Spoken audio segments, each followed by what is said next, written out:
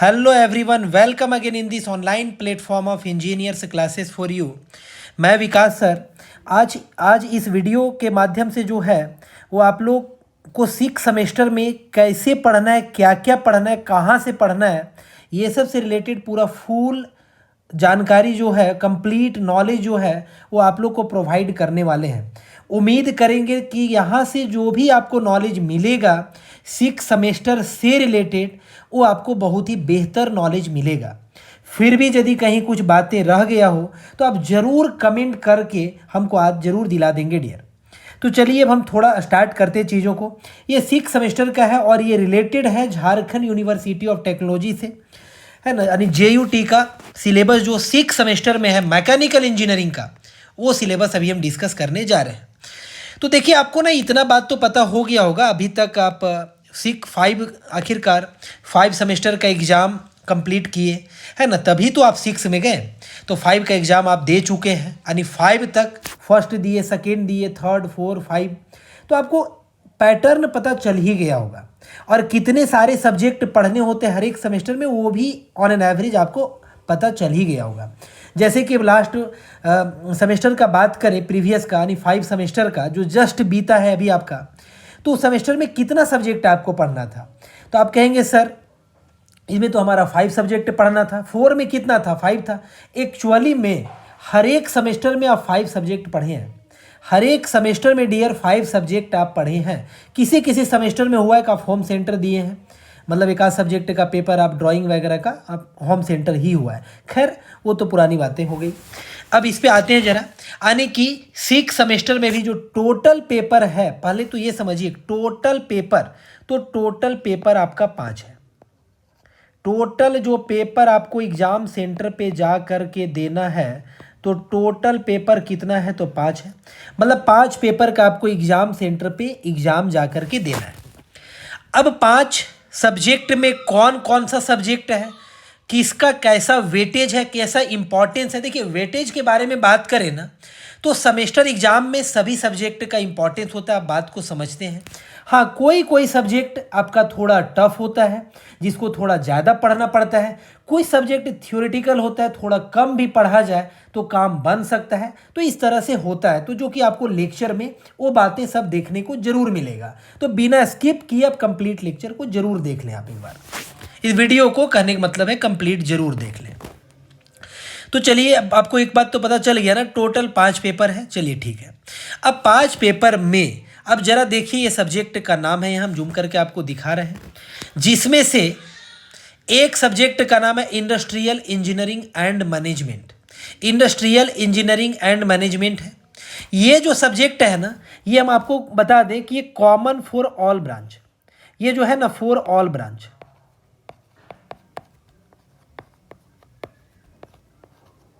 For all branch लिखें dear.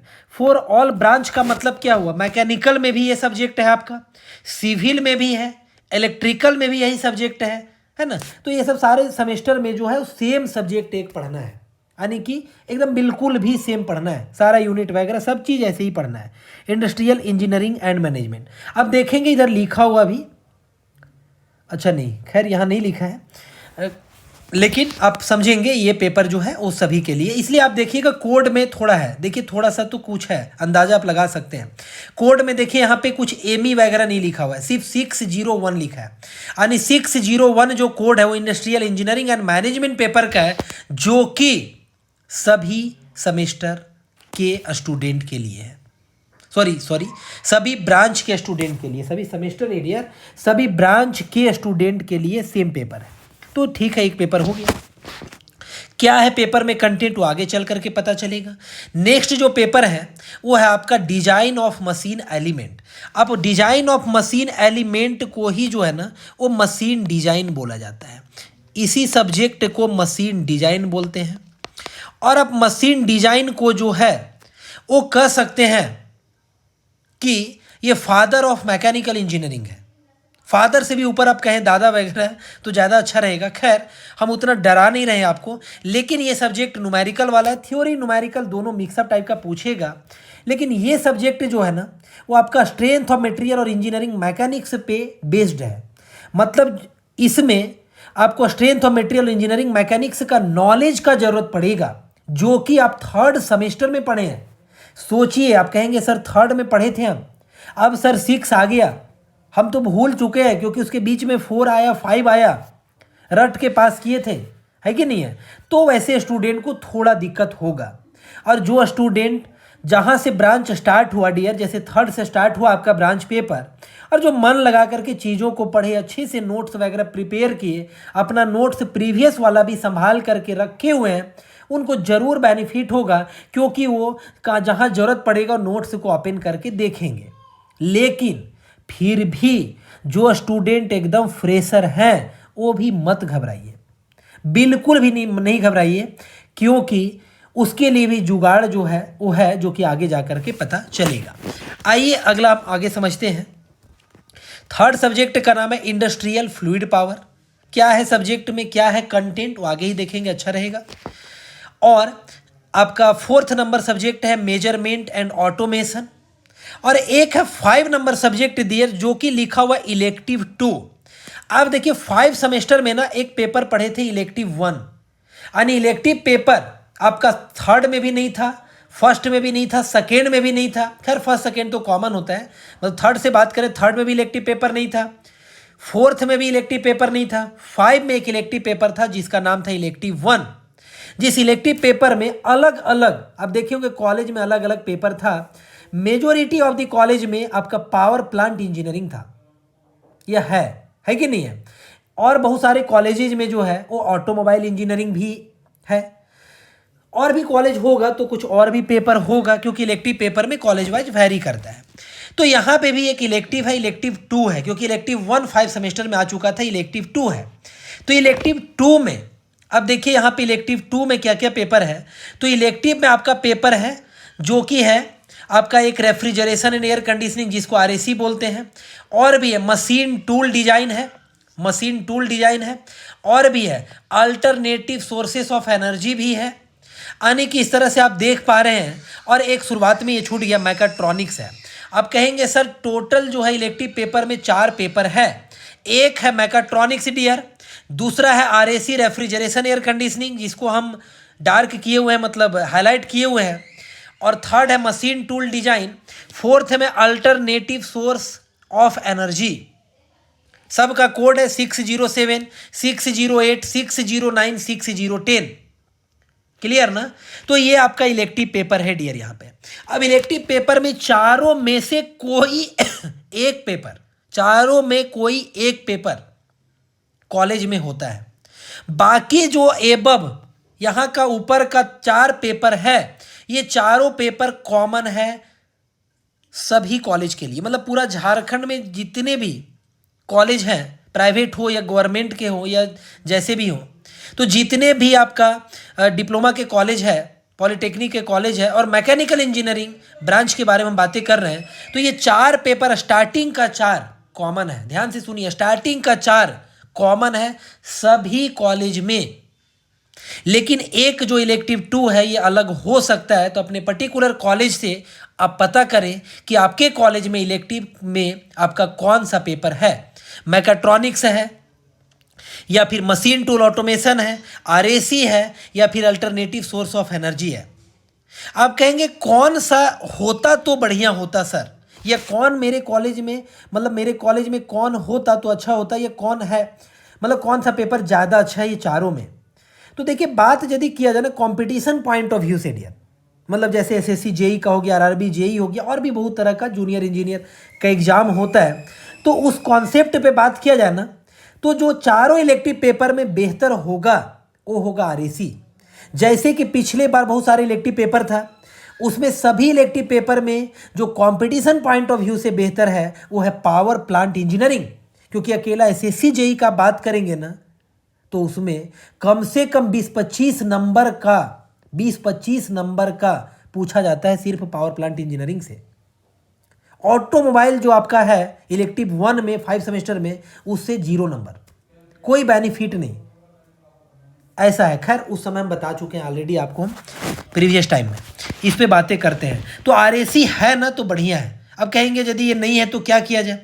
अब नहीं है तो अब क्या कर सकते हैं, कॉलेज से ही ये करिए, है ना। लेकिन मोस्ट ऑफ द कॉलेज में झारखंड में, हम जहाँ तक कुछ जानकारी है हमको, तो ज़्यादातर कॉलेजेज में आरएसी ही है इलेक्टिव 2 में। तो 5 पेपर का ज्ञान आपको हो गया, उम्मीद करेंगे 5 पेपर के बारे में पता चल गया यहाँ से डियर आपको। अब देखिए 1 बाय 1 थोड़ा डिस्कस करते हैं। अच्छा चलिए, उससे पहले कुछ बातें कर लें। देखिए शायद आप कुछ बच्चे नए होंगे तो एप्लीकेशन के बारे में मेरा पता नहीं होगा। इंजीनियर्स क्लासेस फॉर यू नाम से एप्लीकेशन है। आप इंजीनियर्स क्लासेस फॉर यू पे भी ये वीडियो देख भी रहे हैं, यूट्यूब चैनल पे वीडियो भी देख रहे हैं आप सिलेबस डिस्कशन का। अब यही नाम से जो है ना वो प्ले स्टोर पे आपको मिल जाएगा, या फिर आप लिंक, मतलब मेरे यूट्यूब चैनल पे भी लिंक आपको मिल जाएगा। इंजीनियर्स क्लासेस फॉर यू का ये एप्लीकेशन है, और ये application only for mechanical engineering student belongs to Jharkhand polytechnic. जो ओनली झारखंड पॉलिटेक्निक से बिलोंग करते हैं ना, और झारखंड पॉलिटेक्निक में मैकेनिकल से बिलोंग करते हैं, उन्हीं के लिए है ये engineers classes for you. So sorry for other branch student. समय के साथ यदि सपोर्ट अच्छा रहा स्टूडेंट का तो हो सकता है और भी यहाँ पे कोर्सेस हम लॉन्च करेंगे, लेकिन अभी करेंटली सिर्फ मैकेनिकल इंजीनियरिंग का कोर्सेस यहाँ पे आपको दिखेगा।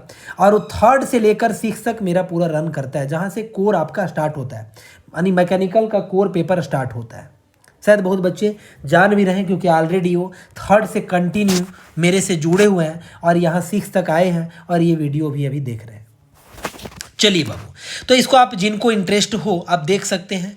यहाँ पे हम ऑलरेडी 6 सेमेस्टर का और 4 का भी करेंटली लॉन्च कर चुके हैं कोर्स। पूरा कंप्लीट लेक्चर रिकॉर्डेड फॉर्म में है, जिसमें कंप्लीट आपका वीडियो यूनिट वाइज है और पूरा हैंड रिटेन नोट्स है। पूरा कंप्लीट 5 पेपर का, जो ये 5 पेपर अभी डिस्कस किए थे ना डियर, ये 5 पेपर, ये कंप्लीट 5 पेपर का है। मतलब इंडस्ट्रियल इंजीनियरिंग एंड मैनेजमेंट भी कंप्लीट मिलेगा, डिजाइन ऑफ मशीन एलिमेंट भी कंप्लीट मिलेगा, विद न्यूमेरिकल सब चीज़ मिलेगा जो रिक्वायरमेंट है। इंडस्ट्रियल फ्लूइड पावर कंप्लीट मिलेगा, मेजरमेंट एंड ऑटोमेशन कंप्लीट मिलेगा, आरएसी कंप्लीट मिलेगा। हाँ, आरएसी के अलावा आपका कोई और भी इलेक्टिव पेपर होगा तो वो नहीं मिलेगा। मेरा मतलब मेरे कोर्स में इलेक्टिव में आरएसी पेपर ही अवेलेबल है।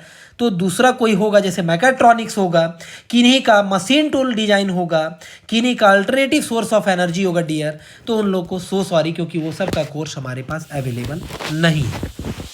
चलिए बाबू आगे बढ़ते हैं। तो ये तो हो गया एप्लीकेशन से रिलेटेड।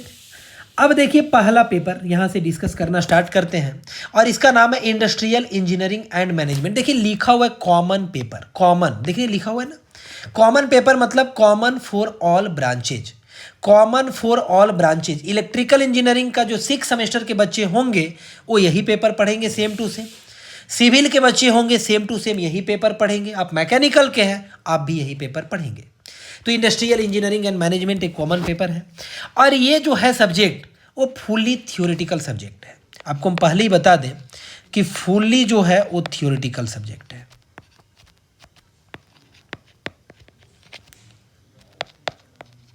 फुल्ली थियोरेटिकल पेपर है डियर, फुल्ली थियोरेटिकल पेपर है ये आपका इंडस्ट्रियल इंजीनियरिंग एंड मैनेजमेंट। यानी इसमें जो है वो आप जो भी कंटेंट पढ़ेंगे ना वो थ्योरी होगा, मतलब कुछ ऐसा नहीं कि कोई न्यूमेरिकल। यहाँ मेरा मेन कहने का मतलब ये है, लेकिन जो थ्योरी होता है ना वो थोड़ा कुछ टेक्निकल टाइप का होगा।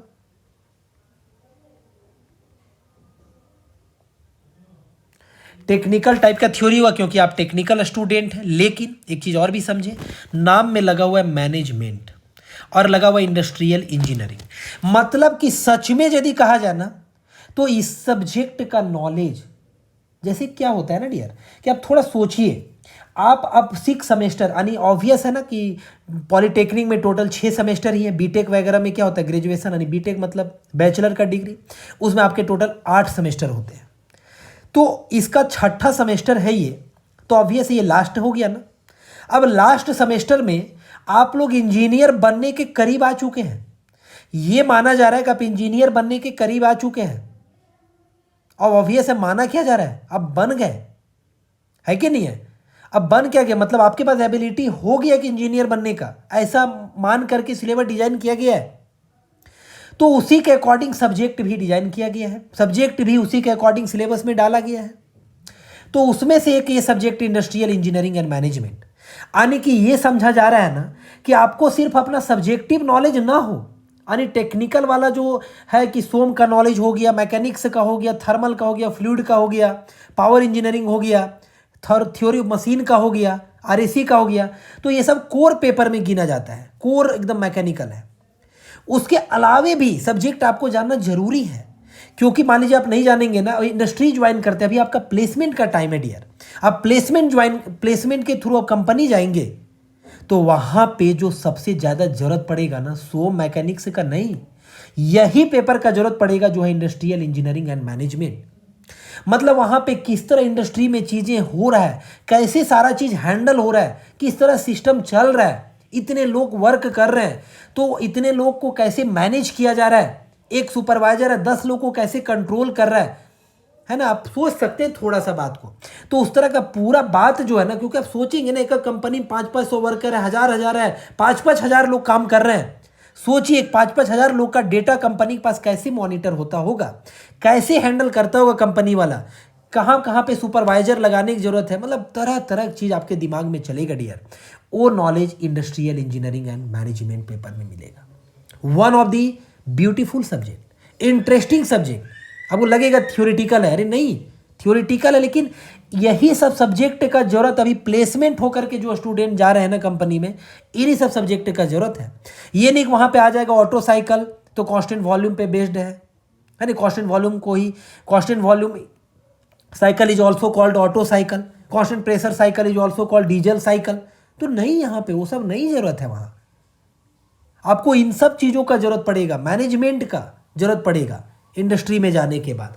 वो सब का तो बात आगे पहुंचेगा ना, स्टार्टिंग में तो आप चलना सीखेंगे कंपनी में, आप वहाँ पे कैसे चीज़ें हो रहा है, कैसा हैंडल हो रहा है काम, तो वो सब के बारे में सीखेंगे ना, सैलरी कैसा मिल रहा है, हमारा कोई शोषण तो नहीं हो रहा है, मतलब तरह तरह की बातें आपको जानने की जरूरत है कि नहीं है, जो थोड़ा आपका सब्जेक्टिव नॉलेज से हट करके होगा। तो वो है ये सब्जेक्ट। उम्मीद है कुछ बात आप बेसिकली समझ गए, बाकी नॉलेज आपको सब्जेक्ट में मिलेगा जब आप पूरा सब्जेक्ट को पढ़ेंगे। ठीक है, अच्छे से पूरा कंटेंट मेरा तैयार किया गया है। इसमें टोटल यूनिट का बात करें तो जरा देखिए गिन करके, प्रोडक्टिविटी, देख रहे नाम से प्रोडक्टिविटी, अब जानते हैं प्रोडक्टिविटी का मतलब क्या होता है, प्रोडक्शन रेट से होता है, यानी प्रोडक्टिविटी कोई भी बढ़ाना चाहता है, कम समय में ज़्यादा प्रोडक्ट पैदा मतलब बनाना, प्रोडक्टिविटी ज़्यादा कहलाना, कम समय में, टाइम का बात है। ये नहीं कि दिन भर में आप 2 प्रोडक्ट बनाए, प्रोडक्टिविटी लो, आपको सिखाया जाएगा कंपनी में, ज़्यादा प्रोडक्टिविटी को लेकर के सिखाया जाएगा कि आप ज़्यादा से ज़्यादा प्रोडक्ट बनाएं, कंपनी को बेनिफिट पहुंचाएं। कंपनी तो ही आपसे उम्मीद करके बैठेगी ना, तो प्रोडक्टिविटी बेसिकली वो चीज़ है। प्लांट लेआउट, मटेरियल हैंडलिंग वगैरह कैसे होता होगा, कहाँ से चीज़ें आया, कब खरीदे, कितना में खरीदे, फिर वो कहाँ जाएगा अगला में, फिर वहाँ से फाइनल प्रोडक्ट निकलेगा, मार्केट में जाएगा तो मार्केट में कैसे बिकेगा, फिर उसके बाद कंपनी को प्रॉफिट कैसा होना चाहिए, किस तरह कंपनी, क्योंकि आपको कंपनी वाला यदि रखा है ना, मान लीजिए आपको काम पे, तो कंपनी को आपको देना पड़ेगा, कंपनी को क्या देना पड़ेगा, फायदा देना पड़ेगा। जिस दिन से ये पता चलेगा कि आपके रखने से कंपनी को फायदा नहीं हो रहा है, कंपनी आपको हटा देगी। तो कंपनी को बेनिफिट आपसे होना चाहिए ना। ऑब्वियस आप अच्छा प्रोडक्ट डिजाइन करेंगे, आप एक बहुत अच्छा सा प्रोडक्ट लाएंगे जो मार्केट में न्यू होगा, कुछ अलग टाइप का होगा, एग्जिस्टिंग से हट करके होगा, तो आप जब मार्केट में लॉन्च करेंगे आपका प्रोडक्ट का डिमांड बढ़ेगा, बहुत सारा सेल होगा, अल्टीमेटली आप कहे ना तो सेल होगा। अब सेल होगा तो ऑब्वियस है ना, कंपनी को मुनाफा वहीं से तो होगा डियर। तो ये सब पूरा नॉलेज इसमें मिलने वाला है। तो टोटल यूनिट का बात करें, वो सब आपको सब्जेक्ट में जब आप पढ़ेंगे तो वहाँ आपको मिलेगा। यहाँ हम सब्जेक्ट पढ़ा नहीं रहे, डिस्कस करेंगे। टोटल आप देख पा रहे हैं कितना यूनिट है, अरे बाप रे बाप, 11 यूनिट देख पा रहे हैं, 11 यूनिट है डियर टोटल, एक सब्जेक्ट में 11 यूनिट। सोचिए कितना बड़ा सब्जेक्ट है ये। लेकिन कंटेंट जो हम प्रोवाइड आप लोग को किए हैं ना, वो काफ़ी इजी वे में सारे कंटेंट को प्रोवाइड कर दिए हैं, मतलब बहुत आसानी से आप गेन कर लेंगे। और एग्जाम में एक बार आप लेक्चर सुने हुए रहेंगे, थोड़ा नोट्स प्रिपेयर करके रखेंगे, आप बहुत बेहतर परफॉर्म करेंगे, मतलब पूरा कॉपी भर करके आएंगे, अच्छे से लिख करके आएंगे। ये विश्वास करते हुए चीज़ों को कंटेंट आपके सामने हम रखे हैं डियर। तो खैर वो बात को आप समझ पा रहे हैं। कोई बुक वगैरह ये सब खरीदने की ज़रूरत नहीं ही है जब आप कोर्स ले लेते हैं, क्योंकि 1 से लेकर के पूरा 11 यूनिट पूरा कंप्लीट आपको मिलने वाला है पैकेज में, पूरा कंप्लीट मिलेगा। जो कि ये सब को आप ढूंढने चलेंगे ना इधर उधर, तो आपको थोड़ा कंटेंट इधर थोड़ा उधर इस तरह से मिलेगा। कोई टेक्स्ट बुक में पूरा कंटेंट नहीं मिलेगा कभी। आइए आगे बढ़ते हैं, अगला सब्जेक्ट पे आते हैं। और ये जो सब्जेक्ट है ये कहिए तो इस सेमेस्टर का main subject of this semester, हम इस सब्जेक्ट का नाम दें तो मेन सब्जेक्ट जो आपको ज़्यादा पढ़ना पड़ेगा, main subject of this semester, इस सेमेस्टर का मेन सब्जेक्ट है ये। मतलब आपको थोड़ा लगेगा ना कुछ पढ़ना पड़ रहा है, कुछ दिमाग लगाना पड़ रहा है, कहीं कुछ कैलकुलेशन करना पड़ रहा है, कुछ न्यूमेरिकल सॉल्व करना पड़ रहा है, तो वो है इसी सब्जेक्ट में जिसका नाम है डिजाइन ऑफ मशीन एलिमेंट। बहुत बच्चे के मन में आ रहा है डिजाइन का मतलब क्या, कुछ सीट वगैरह बना कॉलेज में जमा करना होगा क्या सर? नहीं, वो मशीन ड्राइंग था डियर, ये ड्राइंग नहीं है। इसमें कोई सीट वगैरह जमा नहीं करना है आपको, कोई ड्राफ्टर ये सब से स्केल वैसा कोई ड्रॉ नहीं करना है, इसमें बड़ा बड़ा सीट वगैरह जमा नहीं करना है। ये जो सब्जेक्ट है ना वो आपका मशीन डिजाइन है। मशीन डिजाइन मतलब कि मान के चलिए, एक हम आपको एग्जांपल लेते हैं, सपोज करिए कि एक आपको ना मशीन में नट बनाना है, नट का डिजाइन करना है, तो नट को क्या बोलेंगे? नट का डिजाइन करना है। तो नट बनाने के, बोल्ट बनाने के लिए कोई कंपनी होगा या नहीं होगा? कोई तो कंपनी होगा ना जो बोल्ट का डिजाइन करता होगा। आप कहेंगे हाँ सर, कैसे नहीं, बिना कंपनी का तो बोल्ट नहीं बन रहा है सर। जैसे इस तरह से कुछ बोल्ट होता है, आप देखे होंगे, है ना, इसको क्या बोलते हैं? बोल्ट। तो बोल्ट का डिजाइन करता होगा। कोई नट किसको बोलते हैं? जिसमें इंटरनल थ्रेड होता है, इंटरनल थ्रेड जिसमें होता है उसको नट बोला जाता है, ठीक है, इंटरनल थ्रेड। और एक्सटर्नल थ्रेड जिसमें होता है उसको बोल्ट बोला जाता है। तो ये सब नट बोल्ट का कहीं डिजाइन हो रहा होगा, तो सोचिए इसका क्या कुछ डायमेंशन होगा या नहीं, थ्रेड का डायमेंशन होगा या नहीं, लेंथ होगा या नहीं, डायमीटर होगा या नहीं, या फिर जो मन सो डायमीटर का बना होगा। आप कहेंगे नहीं सर, क्या मजाक कर रहे हैं सर आप, सभी डायमेंशन के अकॉर्डिंग ही डिजाइन हुआ होगा। तो इसी को डिजाइन का मतलब यहाँ पे हुआ डायमेंशन। डिजाइन का मतलब थोड़ा समझ जाए हम तो डिजाइन का मतलब है प्यारे कि मशीन डिजाइन का मतलब है डायमेंशन से रिलेटेड बातें। डिजाइन का मतलब है डायमेंशन, है ना, यानी कि पर्टिकुलर डायमेंशन से रिलेटेड इंफॉर्मेशन। डायमेंशन मतलब हो गया लेंथ। कोई भी चीज़ का डिजाइन का जब बात आता है ना, हम आपको बोलेंगे घर का डिजाइन, तो भाई घर का डिजाइन मतलब क्या? आप कहेंगे ना हाँ सर, जो घर का डिजाइन जब हम करवाते इंजीनियर से, तो वो भी जो है वो हमको डिजाइन में ये पूरा डायमेंशन प्रोवाइड करता है कि इतना पे हाइट पे इसका छत होगा, रूफ होगा, इतना बाय इतना का कमरा, आपके अकॉर्डिंग वो चीज़ें डिजाइन होता है। तो डायमेंशन का ही बात होता है। यहाँ पे भी वही बातें होगा। मशीन डिजाइन में अलग अलग प्रोडक्ट का डिजाइन के बारे में पढ़ेंगे, जो डिजाइन में वहाँ उसका डायमेंशन से बातें रिलेटेड बातें होगा कि आखिरकार इसका फेल्योर ना हो, ये पार्ट इतना लोड बियर करे तो इसका डायमेंशन कितना होगा, हम कितना डायमेंशन इसका रखें कि ये पार्ट जो है वो इतना अमाउंट का लोड को ईजिली बियर करे, ईजिली झेल ले, ईजिली उसको सहन कर सके, विद स्टैंड कर सके। क्लियर ना? तो वैसे रिलेटेड हम इसमें पढ़ेंगे। पूरा ये न्यूमेरिकल सब्जेक्ट है, मेन सब्जेक्ट है ये, जिसमें आप देख पा रहे हैं इंट्रोडक्शन टू डिजाइन पहला यूनिट में है। जरा ध्यान से देखिए, यहाँ लिखा हुआ है types of load, concept of stress strain diagram for ductile material, brittle material. देख रहे आप कहेंगे हाँ सर सोम में तो यही सब था सर, तो बताए थे ना डियर स्टार्टिंग में कि स्ट्रेंथ ऑफ मटेरियल पे डिपेंडेंट सब्जेक्ट है ये। स्ट्रेंथ ऑफ मटेरियल पे dependent subject, strength of material dependent subject, ठीक है, strength of material dependent subject है ये। अब बहुत सारा नाम सुना हुआ आपको लगेगा, लेकिन पूरा हाँ उसका जरूरत पूरा पड़ेगा। हर एक यूनिट में आपको स्ट्रेंथ ऑफ मटेरियल का जरूरत पड़ेगा। कहीं पे प्योर टॉर्सन इक्वेशन का, कहीं पे प्योर बेंडिंग इक्वेशन का, कहीं पे आप जैसे कि प्योर बेंडिंग इक्वेशन आप इस तरह याद किए थे, sigma b upon y is equal to I upon, याद किए ना डियर, सॉरी क्या लिखे, एम अपॉन आई, है ना, इज इक्वल टू क्या, ई अपॉन आर। इस तरह से इक्वेशन प्योर बेंडिंग इक्वेशन आप बात किए थे। सिग्मा बी जो यहाँ पे है वो आपका बेंडिंग स्ट्रेस, वाई जो होता है न्यूट्रल एक्सिस से एक्सट्रीम फाइबर तक का डिस्टेंस होता है, एम मोमेंट बेंडिंग मोमेंट है, आई मोमेंट ऑफ इनर्शिया होता है, ई जो होता है यंग्स मॉडुलस ऑफ इलास्टिसिटी होता है, और आर जो है रेडियस ऑफ कर्वेचर है। तो ये प्योर बेंडिंग इक्वेशन है। ऐसे ही अब प्योर टॉर्सन इक्वेशन देखे होंगे, टॉ अपॉन आर होता है, इज इक्वल टू जो होता है वो टी अपॉन जे होता है, इज इक्वल टू जो होता है वो जी थीटा अपॉन एल होता है। This is your pure torsion equation, pure torsion equation. सब आप सोम में पढ़े हैं, सब ये सब इक्वेशन का जरूरत पड़ेगा डियर यहाँ पे अचानक, तो अरे उस पर डिपेंडेंट है। यहाँ पे टॉ जो है वो टॉर्सनल शियर स्ट्रेस है, आर जो है रेडियस ऑफ द शाफ्ट है, टी जो है वो टॉर्क है या ट्विस्टिंग मोमेंट है, जे जो है वो पोलर मोमेंट ऑफ इनर्शिया है। आप सुने होंगे polar moment of inertia shaft का जो होता है वो π/32 d⁴ होता है। सारा लेक्चर में आपको मिलेगा पूरा कंप्लीट ये सब बातें। और जी जो है वो मॉडुलस ऑफ रिजिडिटी है, जो होता है shear stress by shear strain का रेशियो। थीटा जो है वो ट्विस्टिंग एंगल है, एल जो है वो शाफ्ट का लेंथ है। तो इस तरह का बातें का जरूरत पड़ेगा इस सब्जेक्ट में। अब देखिए न्यूमेरिकल सब्जेक्ट है पूरा, और डिजाइन से रिलेटेड क्वेश्चन आता है, जैसे कि design of shaft, keys and coupling, ये सब का डिजाइन पढ़ना है सेकेंड यूनिट में। सब्जेक्ट जब आएगा तो वहाँ पे आपको ज़्यादा क्लियर पता चलेगा, अच्छा रहेगा।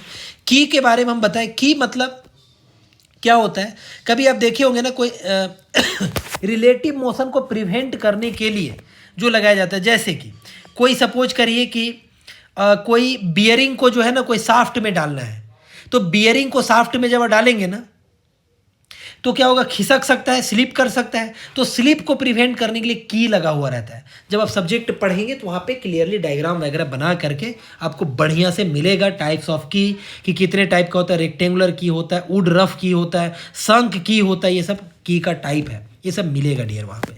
तो वहाँ पे कपलिंग का भी टाइप होता है, कपलिंग क्या चीज़ है, कहाँ पे जरूरत पड़ता है, पूरा आपको कंप्लीट इन्फॉर्मेशन मिलेगा। तो दूसरा यूनिट हो गया।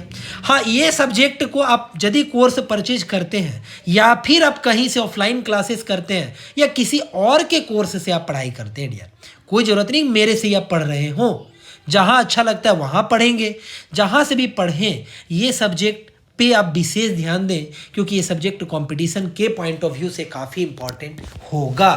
तो ये आप विशेष ध्यान इस सब्जेक्ट में दें, और यही सब्जेक्ट आपको थोड़ा दिक्कत दे सकता है, तो इसको आप अच्छे से एक बार जरूर पढ़ें। कंटेंट में तो कोई दिक्कत नहीं होगा, कंटेंट को जो 1 बाय 1 लेक्चर स्टूडेंट देखेगा ना, मेरा पूरा विश्वास है कि स्टूडेंट पूरा अच्छे से चीज़ों को जरूर समझेगा, ये पूरा भरोसा है हमको, क्योंकि उतना लेबल ले करके चीज़ों को जरूर डिजाइन करने का हम कोशिश किए हैं। फिर भी कुछ कमी रहता है ना डियर, आदमी ही तो है, हम भी इंसान ही हैं, कमी हो ही सकता है। तो आप ज़रूर हमको इन्फॉर्म करें, ज़रूर आप हमको फीडबैक दें, ज़रूर आप हमको सजेस्ट करें कि सर यहाँ पे ऐसा इम्प्रूवमेंट आप लाइए, है ना। आपके बातों को अहमियत दिया जाएगा। आइए ऐसे थर्ड यूनिट में पढ़ना है, देख रहे हैं थर्ड यूनिट में क्वार्टर ज्वाइन, नकल ज्वाइंट, एग्जाम में फिक्स है क्वार्टर और नकल में कोई ना कोई आएगा, प्रीवियस कहीं ना कहीं आएगा।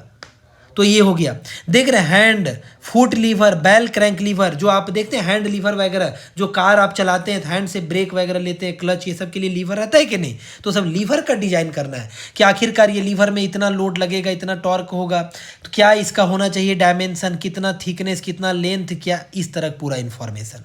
जैसे यहाँ शाफ्ट देखे, डिजाइन ऑफ शाफ्ट, तो डिजाइन ऑफ शाफ्ट में क्या पढ़ेंगे आप, तो डिजाइन ऑफ शाफ्ट में ये बात पढ़ाया जाएगा आपको कि हाँ भाई शाफ्ट के लिए इतना पावर जनरेट करना है, तो इतना पावर जनरेट करने के लिए शाफ्ट का डायमीटर क्या होना चाहिए, क्योंकि हो सकता है इतना पावर जब मशीन के थ्रू जनरेट कर रहा होगा तो शाफ्ट आपका ब्रेक कर जाए, शाफ्ट आपका टूट जाए, तो टूटे नहीं तो कितना उसका डायमेंशन होना चाहिए, ये सब डिजाइन करेंगे।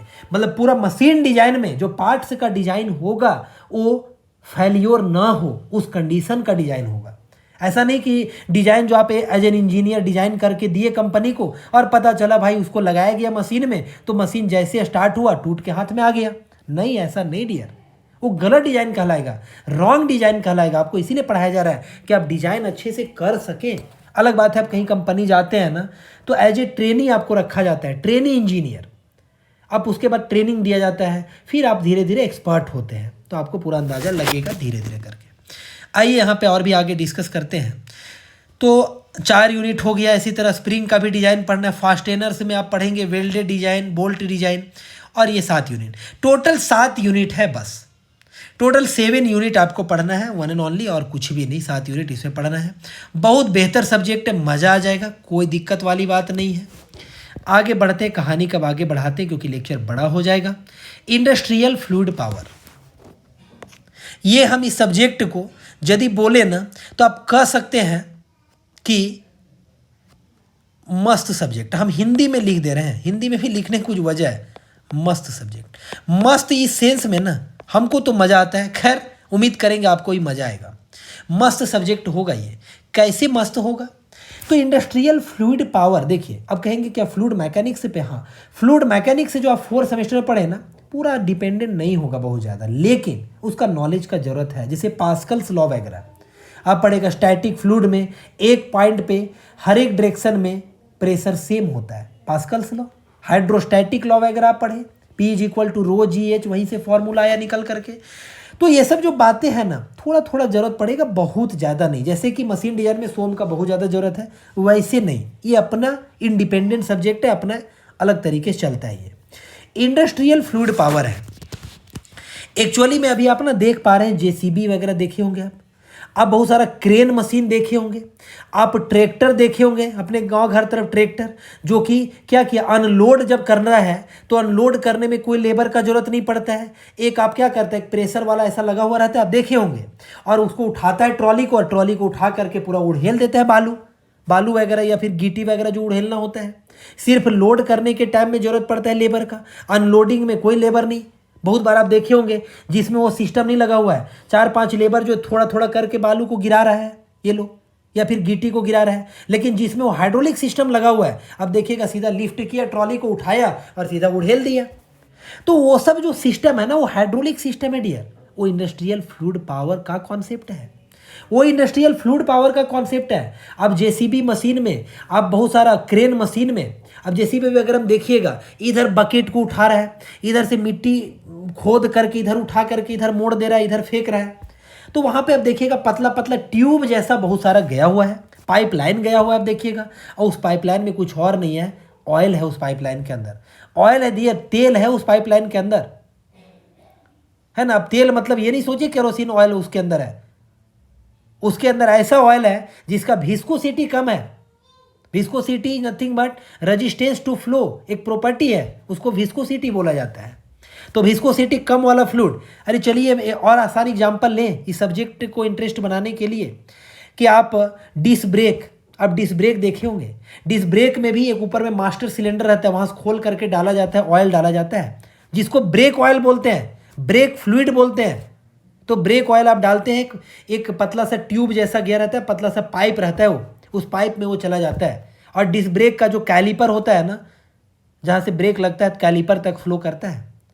और अब देखते हैं डिस्क ब्रेक का क्या मजा है कि अब हल्का सा दबाए और गाड़ी वहीं रुक गई। क्यों ऐसा हो रहा है? क्योंकि यही काम इंडस्ट्रियल फ्लूइड पावर का है। 10 न्यूटन को 1000 न्यूटन बनाएगा, समझ रहे? पास्कल लॉ के ब्यूटी से बनाएगा, ये पास्कल लॉ का कॉन्सेप्ट से बनाएगा, यानी सब्जेक्ट पूरा पास्कल लॉ पे बेस्ड चलेगा सीधा, और वहाँ पे कैसे कैसे क्या होगा उस सब्जेक्ट में आपको नॉलेज मिलने वाला है।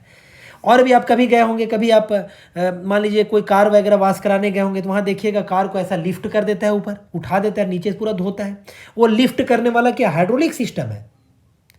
तो आप कहेंगे सर इतना आसानी से लिफ्ट हो जाता है सर, तो कार तो भारी है, ट्रक तो भारी है सर, तो हाँ होगा आसानी से लिफ्ट, क्योंकि हाइड्रोलिक सिस्टम है। हाइड्रोलिक सिस्टम में है ये कहानी कि आपका 10 न्यूटन 1000 न्यूटन भी बन जाएगा, यानी 10 न्यूटन इनपुट 1000 न्यूटन आउटपुट मिलेगा डियर। कितना ब्यूटीफुल सब्जेक्ट है, बताइए ना। तो क्या मस्त लिखना गलत है क्या? कमेंट करके बताइए, क्या मस्त लिखना गलत है? तो इंडस्ट्रियल फ्लूइड पावर में ये सब पूरा मजा लेंगे आप, ये सब सीखेंगे। पूरा लेआउट वगैरह पढ़ना है, पूरा वॉल्व वगैरह के बारे में पूरा लेआउट पढ़ना है कि कैसे कैसे फ्लूइड जो है फ्लो करता है। यहाँ के बाद इसमें गया, फिर पिस्टन में गया, फिर यहाँ पे इनपुट लगा, यहाँ आउटपुट मिलेगा, पूरा लेआउट। मतलब स्टार्टिंग लेक्चर से देखेंगे ना तो आपको मजा आएगा। अचानक बीच से यदि देखें तो आपको ऐसा लगेगा कितना टफ सब्जेक्ट है। इससे टफ सब्जेक्ट आपको 6 सेमेस्टर में क्या पूरा इंजीनियरिंग में नज़र नहीं आएगा, लेकिन शुरू लेक्चर से आप देखिएगा बिल्कुल टफ नहीं है, क्योंकि स्टेप बाय स्टेप सारा है, पूरा स्टेप बाय स्टेप है सारा। तो इसमें कितना यूनिट है, सब पूरा हाइड्रोलिक सिस्टम के बारे में पढ़ेंगे आप। देखिए हाइड्रोलिक सर्किट देख रहे हैं, नाम ही दिया हुआ है। कंपोनेंट्स ऑफ हाइड्रोलिक सिस्टम देख रहे हैं, लिखा हुआ है सब जगह। देख रहे हैं पहला यूनिट में भी हाइड्रोलिक टर्म है, हाइड्रोलिक सर्किट देख रहे हैं तीसरा unit.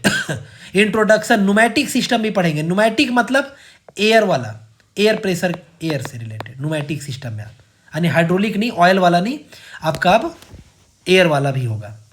Components of pneumatic system है ये सब। पांचवा यूनिट, छठा यूनिट है न्यूमैटिक सर्किट है। टोटल 6 यूनिट है डियर, काफ़ी ब्यूटीफुल सब्जेक्ट है, मज़ा आ जाएगा। बस शुरू लेक्चर से देखेंगे, आपको अचानक बीच में आप खोल करके देखिएगा, ऐसा लगेगा ना कि सब्जेक्ट बहुत टफ है, क्योंकि अजीब टाइप से ना इसका सारा ड्रॉ होता है, पूरा लाइन डायग्राम ड्रॉ होता है। लाइन डायग्राम का मतलब फ्लो डायग्राम है, वो फ्लो चार्ट है कि हाँ यहाँ से ऑयल गया, फिर इसमें गया, फिर इसमें गया, फिर इसमें गया, फिर फाइनली यहाँ आउटपुट मिला। तो पूरा लाइन डायग्राम बनता है। वॉल्व वगैरह का यहाँ पे अरेंजमेंट होता है, इस तरह का वॉल्व, अलग अलग टाइप का वॉल्व वगैरह लगा हुआ रहता है। तो खैर ये आप सब्जेक्ट में आप देखेंगे कि क्या है चीज़ें। 3 सब्जेक्ट डिस्कस कर दिए, आते 4 नंबर। 4 नंबर जो है मेजरमेंट एंड ऑटोमेशन। ये सब्जेक्ट में ना electrical plus electronics, electrical plus electronics का कॉन्सेप्ट आपको लगेगा। मतलब इलेक्ट्रिकल इलेक्ट्रॉनिक्स का थोड़ा ज़रूरत पड़ेगा, मतलब कि इसमें ट्रांसड्यूसर आ जाएगा, डायोड आ जाएगा, है ना, इस तरह का बातें आ जाएगा। खैर वो आएगा, टर्म सिर्फ आएगा, इलेक्ट्रिकल प्लस इलेक्ट्रॉनिक्स टर्म इस तरह से आएगा। लेकिन सारा जो होगा वो आपका मेजरमेंट करने का जो होगा वो मैकेनिकल डिवाइस ही होगा। लेकिन मैकेनिकल डिवाइस जो होगा उसमें कॉन्सेप्ट आपका इलेक्ट्रिकल इलेक्ट्रॉनिक्स का लगेगा। इस तरह का चीज़ें आपको देखने को इस सब्जेक्ट में मिलेगा।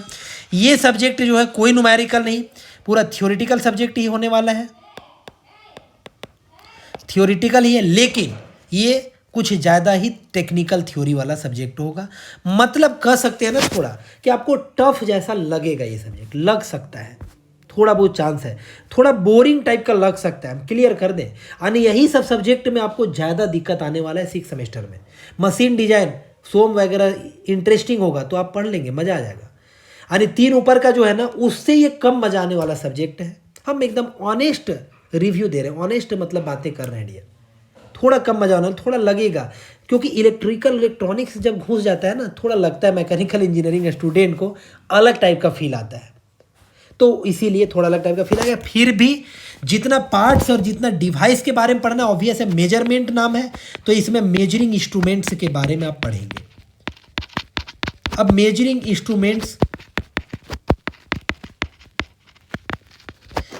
इंस्ट्रूमेंट्स के बारे में पढ़ेंगे। अब मेजरिंग मतलब मेजर करने वाला, मापने वाला इंस्ट्रूमेंट के बारे में पढ़ेंगे। आप कहेंगे सर तो मेट्रोलॉजी में भी तो यही पढ़े, लेकिन मेट्रोलॉजी में अलग टाइप का पढ़े, वो इलेक्ट्रिकल इलेक्ट्रॉनिक्स पे ज़्यादा बेस्ड नहीं था। वो मेजरिंग इंस्ट्रूमेंट जो हुआ था डियर वो पूरा मैकेनिकल वाला था। लेकिन यहाँ पे मैं electrical electronics based measuring instrument आप पढ़ेंगे, यानी यहाँ पे मिक्स टाइप का बातें होगा। तो खैर बहुत कुछ पढ़ने को मिलेगा, आप सब्जेक्ट पढ़ेंगे तो क्लियर होगा। यहाँ पे भी बहुत सारा यूनिट है। अब देखिए टोटल 6 यूनिट है इसमें भी। अच्छा नहीं सॉरी, हाँ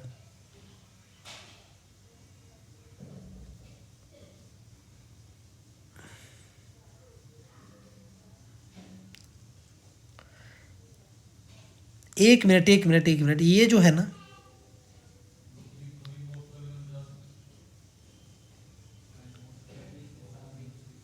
टोटल 6 यूनिट ही है, टोटल 6 यूनिट ही है। जो इधर से ये कंटेंट जो है ना, ये कंटेंट आपका नहीं है यहाँ पे, ये कंटेंट यहाँ पे आपका नहीं है। ये माइक्रो प्रोसेसर से लिख करके ना दूसरा जो सब्जेक्ट था ना, ये कोई दूसरा सब्जेक्ट का ये कंटेंट है एक्चुअली में। एक मिनट, हाँ नहीं ठीक है, ये गलती से यहाँ पे रह गया है डियर। ये दूसरा सब्जेक्ट का है, ये वाला कंटेंट आपका यहाँ का नहीं है ना, वो उसमें नहीं है। अब आगे डिस्कस करते हैं लास्ट यूनिट, और ये है 5 नंबर यूनिट। लास्ट है 5 नंबर यूनिट है ये। और 5 नंबर यूनिट में क्या है, RAC, रेफ्रिजरेशन एयर कंडीशनिंग। अब ये सब्जेक्ट यदि आप 5 सेमेस्टर में जो आप पावर इंजीनियरिंग पढ़े, पावर इंजीनियरिंग अभी जस्ट पढ़े हैं, पावर इंजीनियरिंग का 4th यूनिट। अब 4th यूनिट का नाम था RAC, तो 4th यूनिट पे ये जो होगा ना ये डिपेंडेंट होगा। यानी 4th यूनिट आपको आता है तो ये आपको आसान लगेगा, अच्छा लगेगा। यानी रेफ्रिजरेटर के बारे में पढ़ेंगे, एयर कंडीशनिंग, लेकिन सिर्फ फोर्थ यूनिट जो पावर इंजीनियरिंग का है, 4 यूनिट था पावर इंजीनियरिंग में ना, तो फोर्थ यूनिट ही पूरा नहीं है, बल्कि फोर्थ यूनिट पे बहुत ज़्यादा डिपेंडेंट होगा। मतलब वो कंटेंट आपको आता है, ये बहुत आसान लगने वाला है ये सब्जेक्ट आप लोग को, ठीक है। वो कंटेंट आता होगा तो ये आसान लगेगा, लेकिन कंटेंट उतना ही नहीं, आगे पार्ट्स वगैरह के बारे में पढ़ना है। जैसे कि आप पढ़े इवापोरेटर, कंप्रेसर पढ़े, है ना, कंडेंसर पढ़े, एक्सपेंशन डिवाइस पढ़े, बस इतने नाम जाने आप जब VCRS वगैरह पढ़ रहे थे, वेपर कंप्रेशन रेफ्रिजरेशन सिस्टम, लेकिन उसका पार्ट से वगैरह उसका टाइप्स नहीं जाने, कितने टाइप का होता है, क्या क्या उसका कंस्ट्रक्शन करने के लिए कौन मटेरियल का यूज होता है। तो ये सब नॉलेज जो है ना, ये पूरा 6 सेमेस्टर इस सब्जेक्ट में आपको देखने को मिलेगा, ठीक है। ये पूरा इसी में ही आपको मिलेगा। देख रहे हैं रेफ्रिजरेंट्स का, ये सब आप नहीं पढ़े थे, रेफ्रिजरेंट्स का पूरा डिटेल में प्रॉपर्टी यहाँ पढ़ने को मिलेगा। देख रहे हैं नॉमेनक्लेचर आप नहीं पढ़े थे, नॉमेनक्लेचर आपको पढ़ने को मिलेगा यहाँ डिटेल में। थोड़ा बहुत ऐसे हम ऑनलाइन कोर्स में नॉमेनक्लेचर वगैरह बताए थे, तो वही चीज़ फिर से आप पढ़ेंगे। फिर आप पूरा प्रॉपर्टीज वगैरह पढ़ेंगे, इको फ्रेंडली रेफ्रिजरेंट क्या होता है, ये सब के बारे में पढ़ेंगे। हाँ देखिए VCRS वगैरह फिर से पढ़ेंगे, क्योंकि रेफ्रिजरेटर है तो वही रहेगा ना, कंटेंट कैसे चेंज होगा।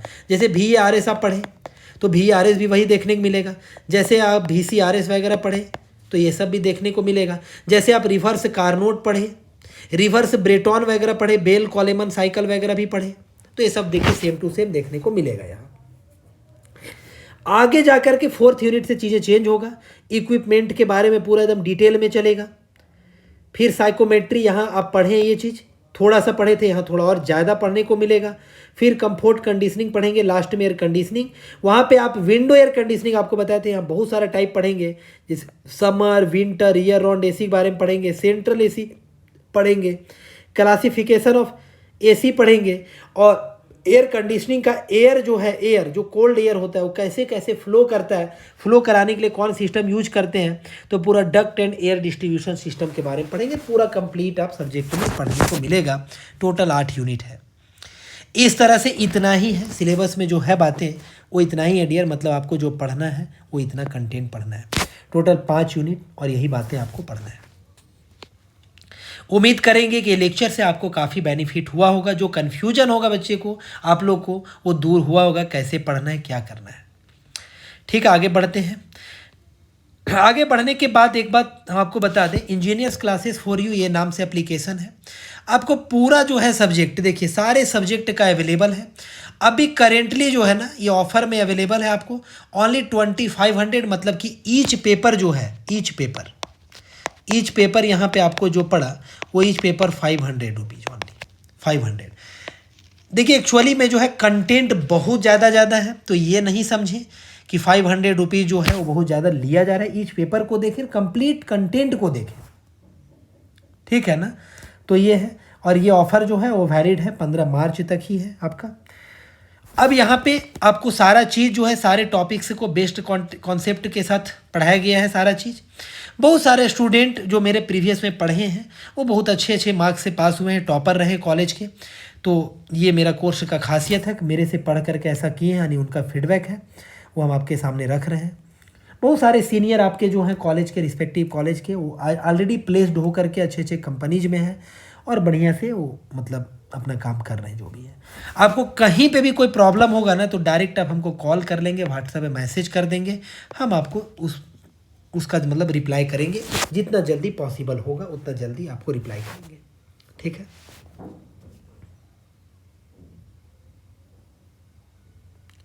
उम्मीद है कि बात को आप अच्छे से समझ पा रहे हैं।